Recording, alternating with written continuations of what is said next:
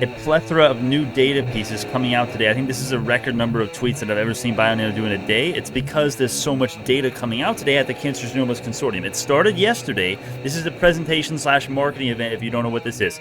It's going on today and tomorrow and the next day. Ends on the same day that earnings comes out. Is that a coincidence? I don't know. Are they trying to send the stop price way higher because of the dating, the alignment of the dates ending or starting, I guess, it's happening on the 4th. I don't know. But what I will say is that we have good news with the WHO today, a partnership with the World Health Organization with the Cancer Genomics Consortium, which we are presenting at today, tomorrow, and the next day. We have a new chart that Al Kachabi, our CMO, presented at, which is great to see. It's very similar to the last one, but still, it's great to see that we are proving what we already know, and we're proving that the company does what they say they do. And I love the fact that we're doing so many things, trying to get the word out about our product. We also have institutions continuing to load up, right? That's as simple as it gets. You have several new filings today, almost as good as it was on Friday, which was a few million shares, or a few million shares, almost 2 million shares added. At least the file dates were on Friday. Obviously, they were added a long time ago, but that's what we're dealing with Fintel, right? And you have a similar pattern today, which is just buying. That's as simple as you can get. Now, we also have the short interest data, which I have to go over this because this is actually going to be very important for 2 days from now, my friends. Plus, I want to go over the actual,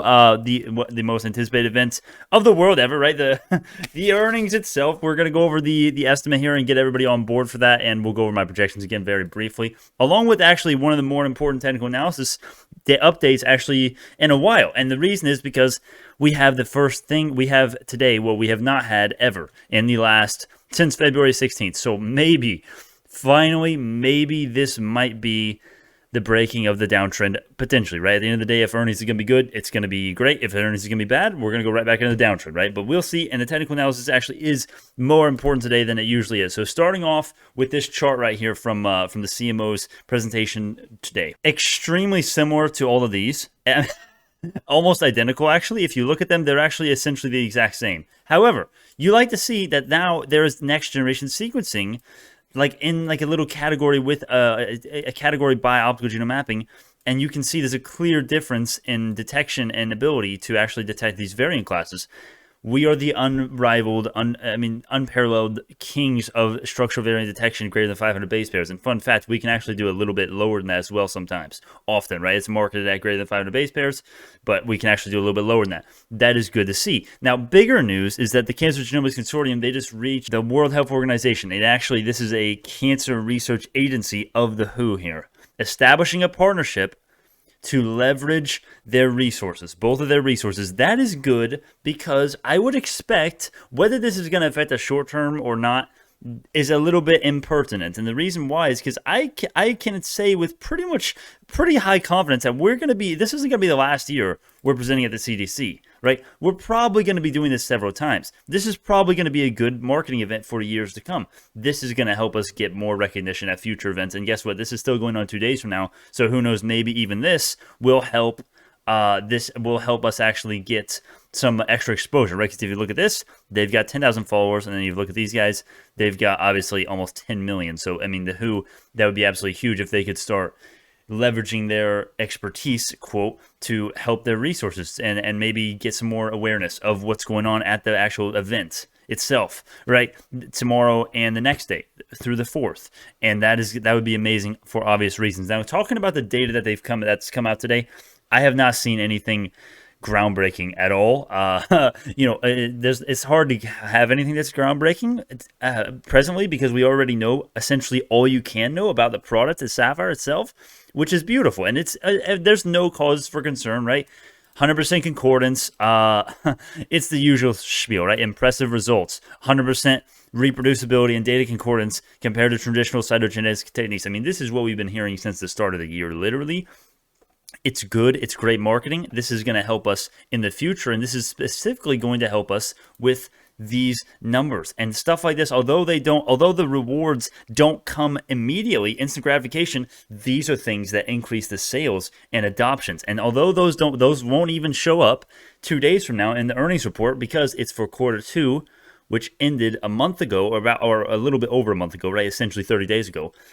We're now in the third quarter. Third quarter started in July.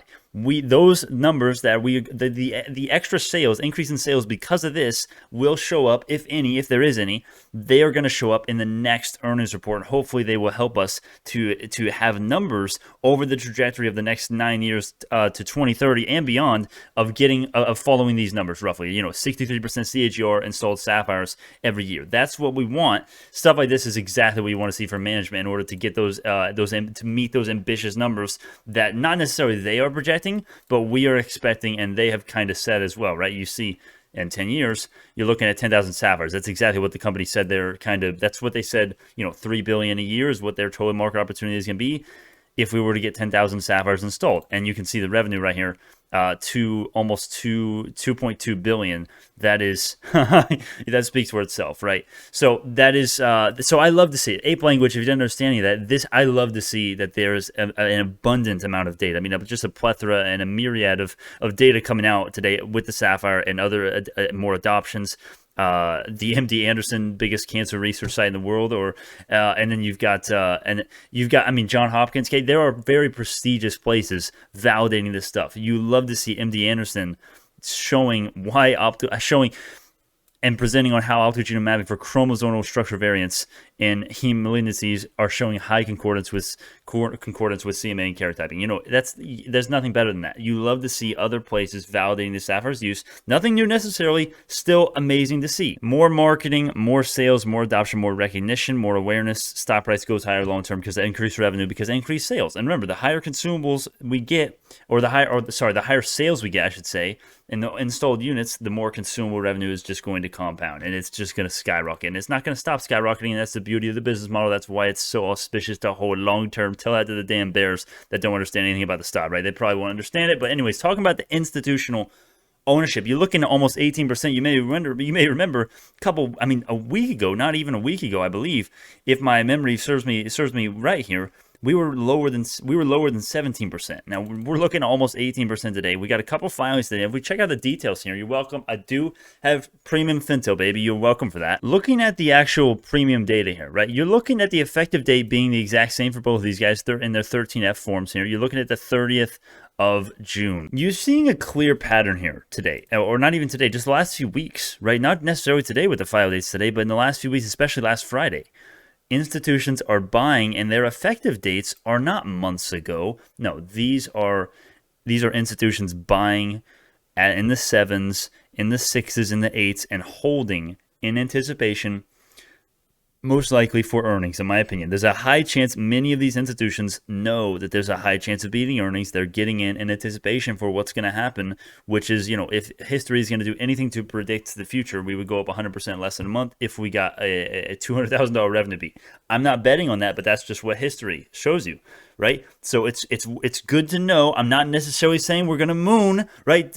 If you make your own opinions, if you think I'm an idiot, that's fine. But don't take me out of context, please. I think we're going to do well if earnings is going to be good. 100%, we'll see. I don't think that's very likely, but 20%, even 30%, very realistic chance of that happening if we were to get even a couple $100,000 in a revenue beat, which in my opinion, based on my research, very likely, right? That's just my opinion, okay? Please make your own opinion. And I think some of these institutions are kind of thinking the same way as I am, because the facts are so damn clear, in my opinion. Feel free to give the bear case to that, right? I've heard plenty of them. Actually, I haven't heard any, because there's not really anyone trying to put that case together, because it's not very coherent, right? But feel free to give that opinion. I'll for sure listen to you. Now, talking about the short interest for the day. This is important because I know I've said it before, but listen, hear me out. The short interest is going to play a huge factor in what the stock price does after earnings, because I guarantee you many of these guys, many of these shorts, if not the majority of them, right? Definitely some of them.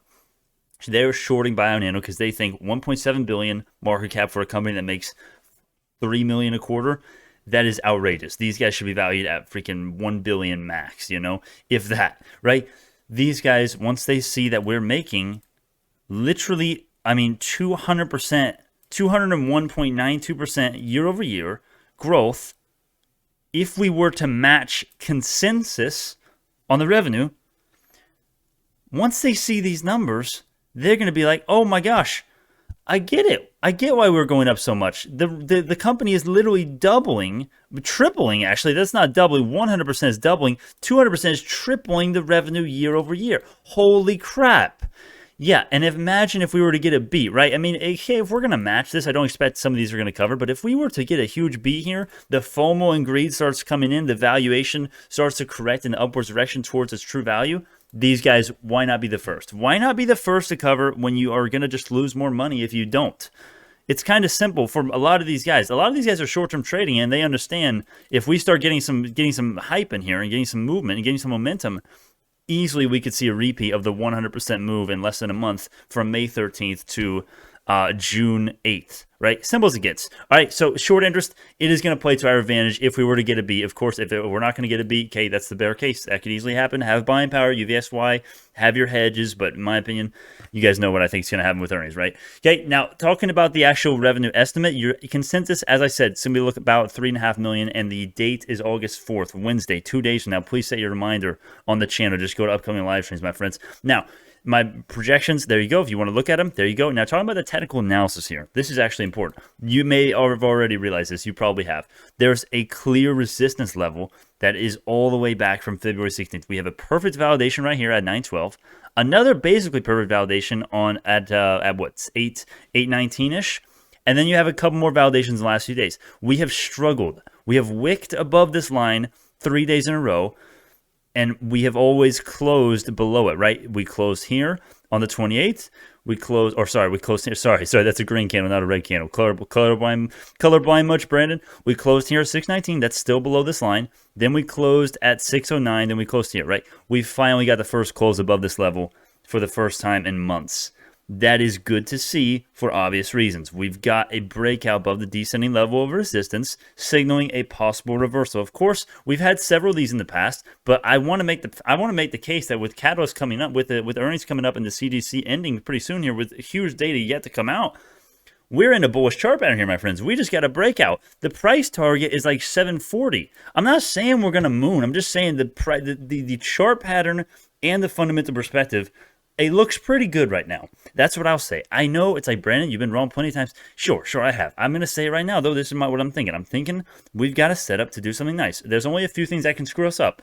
The bear case, which has like, I don't know, a 10%, 15% chance max, in my opinion, of happening, which is a revenue miss or a match.